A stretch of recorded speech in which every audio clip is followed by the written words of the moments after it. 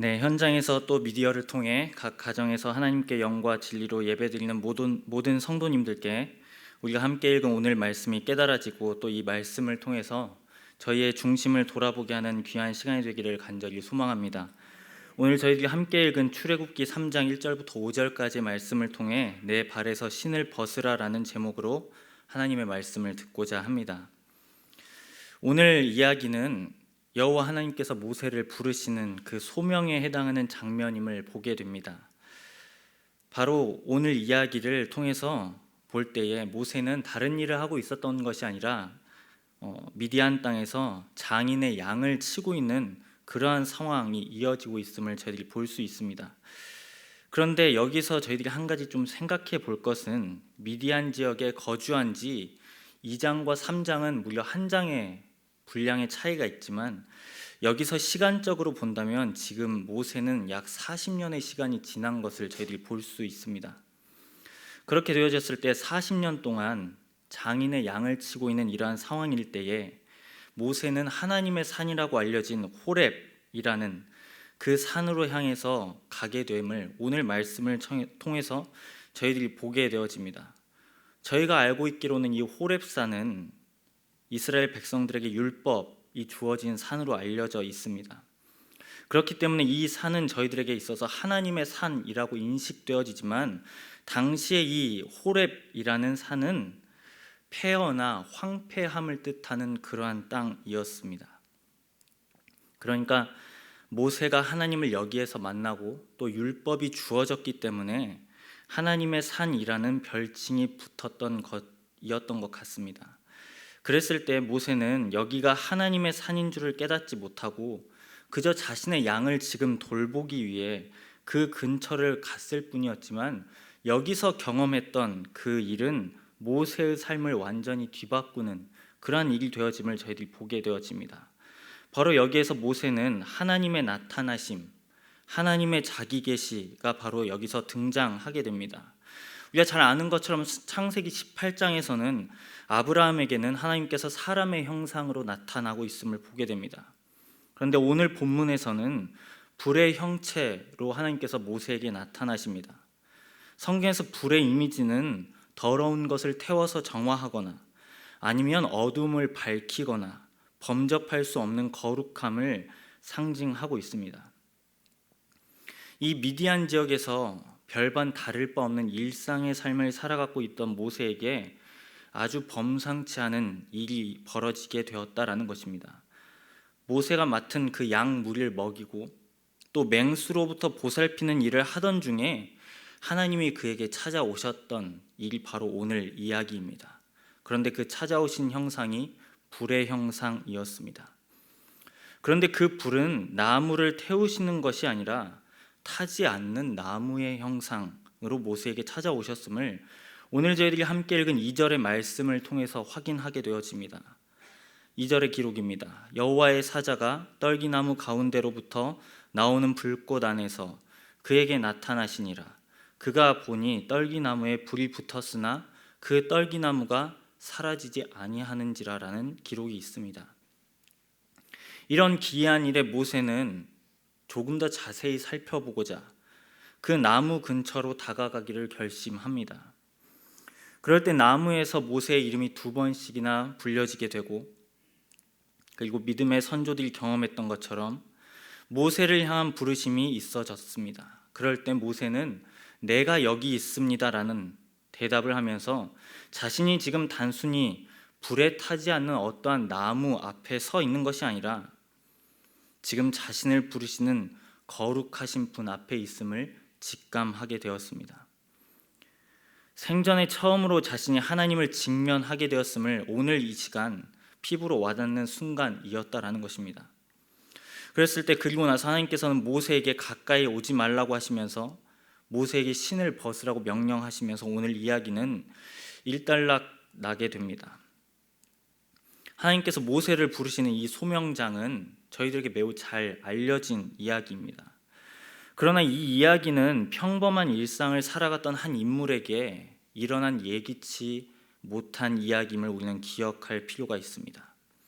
먼저 하나님께서 모세를 부르신 장소는 그렇게 별반 특별한 장소가 아니었습니다. 하나님께서 모세를 부르시고 소명을 주신 장소는 하나님의 산이라는 별칭을 갖기 전에 폐허의 땅이었고 황폐한 땅으로 알려진 호렙이었습니다. 그리고 그곳에서 키가 작고 왜소한 나무이자 언덕 주위에 주로 서식하는 볼품없는 떨기 나무에 그런 일이 일어났다라는 것입니다. 그 나무를 보고 그렇게 감탄하거나 아니면 그럴 만한 일이 일어날 거라고 예상할 수 없는 일이 바로 일어났다라는 것입니다. 여기에서 불이 있었기 때문에 모세가 그 떨기 나무를 주목한 것이지, 만약에 이 떨기 나무에 불이 붙지 않았다면, 그리고 만약에 타버렸다면 모세는 아마 그냥 그곳을 지나쳤을 수도 있다는 것입니다. 그러니까 하나님의 부르심은 어떤 인간적인 통제나 마음이 드는 곳에서 일어나지 않을 수 있음을 오늘 이 말씀을 통해서 우리는 보게 되어진다는 것입니다. 하나님은 어느 곳에서든지 자신의 사람을 부르시는 분이십니다. 폐허와 황폐한 산에서도 하나님은 자신의 백성들의 고통을 모르시는 분이 아니셨습니다. 하나님은 백성들의 부르짖음을 들으셨고 가장 볼품없는 한 나무, 그리고 그 나무가 불에 타버리면 재밖에 남지 않은 그러한 나무, 그리고 그 나무에 기꺼이 오셔서 자기 자신을 나타내셨다라는 것입니다. 오늘 우리는 이 이야기를 아주 비슷한 또 다른 사건에서 발견하게 되어집니다. 그 이야기는 바로 야곱의 돌베개 사건입니다. 에서를 피해서 도망자의 신세가 되면서 황량한 벌판에 돌을 베개 삼아 잠을 청하던 그곳이 바로 하나님의 집을 경험한 장소가 되었습니다. 분명히 야곱은 도망자의 신세였고 게다가 모양이 뛰어난 그런 돌이 아니라 투박한 돌이었음에도 불구하고 그 돌베개는 하늘을 닿는 통로가 되었다라는 것입니다. 마치 꼭 모세가 호렙산에서 본 떨기나무와 같았다라는 것입니다. 이처럼 우리의 일상적인 장소가 하나님의 부르심이 임하시는 곳이 될 수 있습니다. 가장 평범한 곳이 가장 거룩한 곳이 될 수 있음을 오늘 우리는 이 이야기를 통해서 확인할 수 있게 되어진다는 것입니다. 그리고 모세를 향한 하나님의 부르심은 모세가 가장 아무것도 아니었던 때임을 보게 됩니다. 그러니까 하나님의 부르심의 그때는 인간의 계획 아래 있지 않음을 볼 수 있습니다. 우리가 정해놓은 때 아니면 정해놓은 시간에 무언가가 일어나기를 기대하지만 하나님의 부르심은 이 자체를 뛰어넘고 계십니다. 하나님은 모세를 80이라는 나이에 그때 부르셨습니다. 하나님은 왜 이렇게 모세를 부르시는데 무려 80년이라는 시간을 기다리셨을까요? 상대적으로 모세가 더 젊거나 아니면 더 잘 나가거나 더 힘이 있을 때 부르셨더라면, 그러니까 모세가 전성기였던 시절에 부르셔서 하나님의 일을 충분히 행하실 수도 있을 텐데 하나님은 그러지 않으셨다라는 것입니다. 모세가 가장 강하고 열정적이었던 때에 하나님께서는 모세를 부르지 아니하셨습니다. 모세가 히브리 민족으로 태어나 분명히 죽을 뻔한 위기도 있었고, 그래서 나일강에서 바로의 공주에 의해서 구출되고 건짐을 받고, 또 그로 인해서 이집트 왕실에서 교육을 받기까지 그러한 우여곡절도 있었지만 하나님의 부르심은 오히려 더 먼 이후의 시간인 미디안 광야에서 아무도 자신을 알아봐주지 않는 그 일상의 삶을 40년이라는 시간을 보낼 때에 드디어 하나님께서 모세를 부르셨다라는 것입니다. 의미도 없고 낭비와도 같은 이 양을 치는 무려 40년의 세월은 어떻게 보면 무료할 수 있습니다. 또 무가치해 보일 수도 있습니다. 하지만 하나님께서는 이 모든 시간을 사용하시고 또 부르심을 위해 충분히 준비시키는 시간이었음을 저희들은 보게 되어진다는 것입니다. 2023년이 이제 나흘 지나고 있는 시점에 와 있습니다. 우리 모두에게 새로운 시간이 누구에게나 주어졌습니다. 그러면서 새로움이 주는 기대감 내지는 우리 모두가 계획한 바를 이루고자 계획표나 아니면 시간표를 잘 짜는 작업을 우리는 분명히 이 시기에 빈번하게 하고 있을지 모르겠습니다. 그런데 계획한 대로 흘러가지 않는 것이 그 또한 우리의 인생임을 보게 됩니다. 마음먹은 대로, 계획한 대로, 가장 기대한 대로 시간은 우리의 뜻에 따라 좀처럼 통제되지 않습니다. 우리는 올해를 지나면서 분명히 또 예기치 못한 일을 만날 것이고, 또 사건과 사고 등 수많은 일들은 시간표에 적혀져 있지 않은 채 우리 모두의 인생 가운데 다가올 겁니다. 그러면서 그러한 변수를 최대한 줄이고자 하는 노력이나 아니면 변수가 있다고 하더라도 그것 또한 통제하려는 시도들은 계속 할 수 있습니다. 그러니까 이것이 꼭 조심하지 않는 게 낫거나 어차피 예기치 못한 일은 반드시 일어나니까 부지해도 괜찮다를 말씀드리는 게 아닙니다. 조심해서 나쁠 것은 없습니다. 하지만 이러한 가능성의 극단이 어쩌면 나의 인생의 시간표는 내 자신을 끊임없이 기억하는 자리 가운데 나아갈 수 있다라는 것입니다. 이것이 바로 죄가 갖는 영향력인 거죠. 모든 것을 나 중심주의로 해석하고 바라보게 하고 그러한 여지를 가져다 줍니다. 모세가 하나님의 부르심을 받고 일할 때에 40이 나을지 아니면 상대적으로 더 나이가 찬 80이 나은 것인지 물어본다면 분명히 인간적인 관점에서 본다면 40대의 몸의 움직임이나 생각하고 말하는 것이나 그러한 모세의 입지나 영향력을 고려할 때에 80보다는 40이 더욱더 비중 있게 생각되어진다라는 것입니다. 저희 역시 그럴 수 있습니다. 하나님 바로 이때가 적기입니다. 이 시기가 바로 하나님께서 행하셔야 할 때입니다. 하나님, 이 시기가 좋겠습니다. 그러다가 하나님께서 이때 그렇게 해주지 아니하시면 적잖이 당황스럽고 한편으로는 섭섭할 수 있다라는 것입니다. 사무엘상 24장에 보면 다윗과 사울 왕의 그 일이 기록되어진 것을 보게 됩니다. 거기에서 다윗이 엔게디 광야에서 피신해 있는 장면이 나옵니다. 사울 왕이 자신을 죽이고자 여러 번 시도했을 때에 다윗은 모든 그 계획을 통틀어서 도망자의 신세로 힘든 시절을 보냈습니다. 그럴 때 엔게디 굴에서 아주 깊숙하게 숨어 있을 때 아주 좋은 기회가 찾아왔습니다. 바로 지금 여기서 사울을 죽여서 도망자의 신세에서도 벗어나고 자신의 영향력을 과시할 수 있는 명분이 될 수 있었습니다. 게다가 그때는 너무나 봐도 하나님이 주신 그 때라고 여겨질 만큼 사울 왕이 무방비 상태였기 때문에 그때 바로 찌르면 사울 왕은 단칼에 죽을 수 있었다라는 것이죠. 그래서 이를 본 다윗의 사람들이 다윗에게 이렇게 말합니다. 지금 이것은 하나님이 주신 일생일대의 기회입니다. 그러니까 놓치지 마시고 이 기회를 반드시 잡으십시오 라고 말합니다. 그러나 끝내 다윗은 사울 왕을 자신의 손으로 죽이지 않았습니다. 옷자락만 베었을 뿐이었습니다. 이것을 두고 사람들은 분명히 다윗이 미련하다고 했을 것입니다. 너무나 안일한 태도로 나아간 거 아니냐고 속으로 비아냥거렸을 수도 있습니다.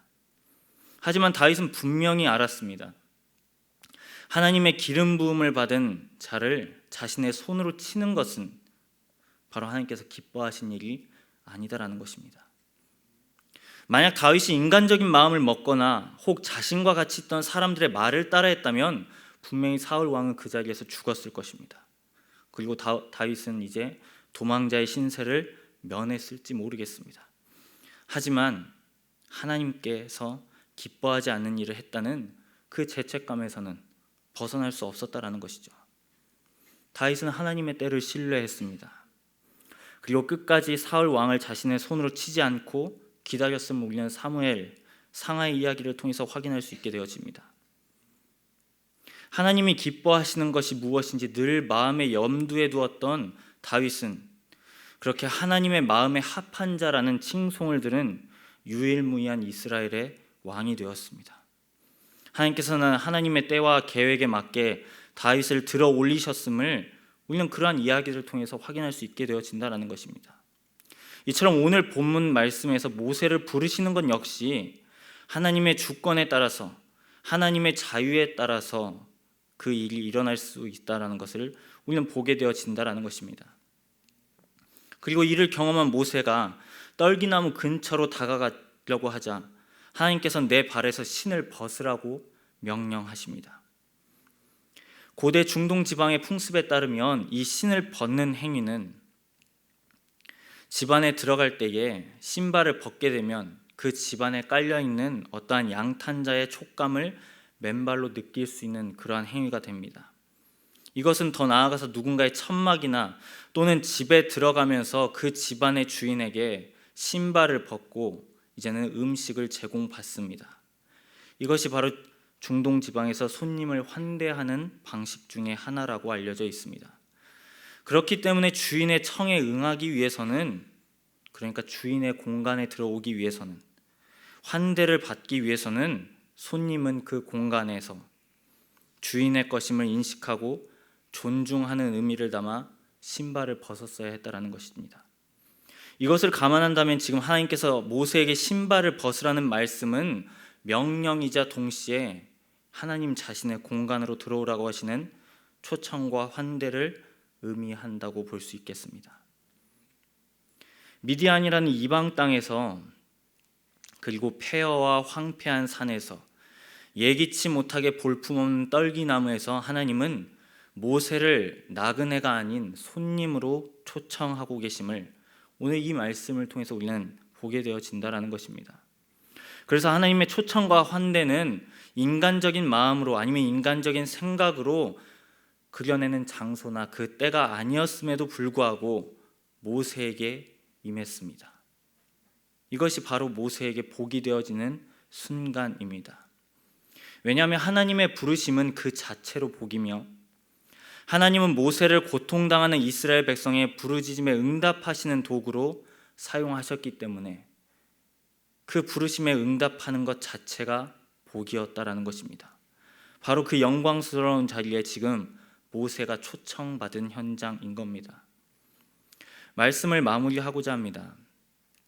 사랑하는 은광교회 성도 여러분, 2023년을 시작하시면서 우리 모두는 올 한 해 기대감을 갖고 또 계획을 갖고 나아갈 겁니다.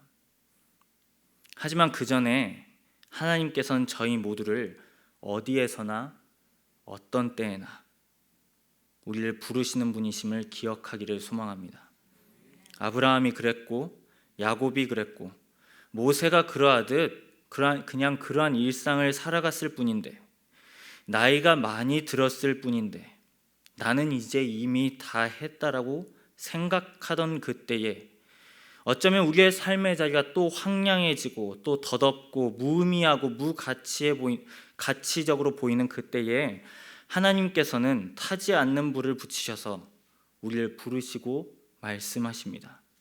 내 발에서 신을 벗으라고 말씀하십니다. 하나님께서는 나그네와 같은 우리를, 고아와 같던 우리를 손님으로 부르시고 자녀로 부르시고 백성으로 부르시는 그 음성 앞에 우리 모두가 우리의 신을 벗고 나아가 하나님의 환대와 초대를 온전히 경험하는 올 한 해가 되실 수 있기를 우리 주님의 이름으로 축복합니다. 다 함께 기도하겠습니다.